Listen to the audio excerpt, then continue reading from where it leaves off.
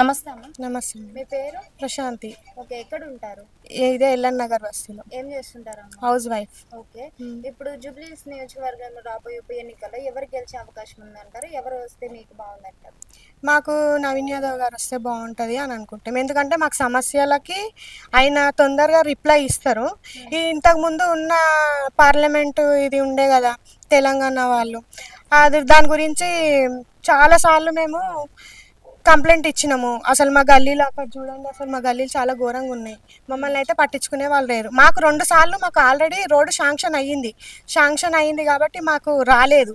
ఎందుకు రాలేదంటే మా సమస్య ఇది అని మేము చెప్పి ఫేస్బుక్లో వీడియోస్ పెట్టినందుకు మా మీద కక్ష కట్టి మాకు రోడ్లు రాకుండా చేసిర్రు వాళ్ళు. ఓకే. ఎవరికి పంపించారు మీరు ఇదంతా? మేమా కేటీఆర్ వాళ్ళకి. రెస్పాండ్ అవ్వలేదు? అస్సలు అవ్వలేదు. ఎందుకంటారు అట్లా?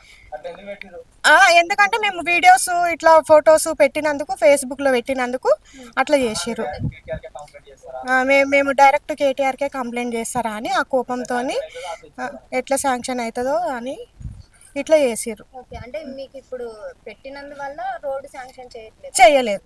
ఓకే. మాకు ఆల్రెడీ శాంక్షన్ అయినట్టు వాళ్ళకి వాళ్ళు చేయించుకుంటున్నారు. మా గల్లీ వరకు వచ్చేసరికి మా దగ్గరికి మేము ఏది చెప్పినా మాకు ఈ కరెంటు పోయింది, మాకు ఇట్లా కరెంటు డ్రైనేజీలు నిండినా, ఇట్లా డ్రైనేజీలు మట్టెత్తుకపోవాలా అనే సమస్యలకు గిన వాళ్ళు ఎవ్వరు రెస్పాండ్ కారు.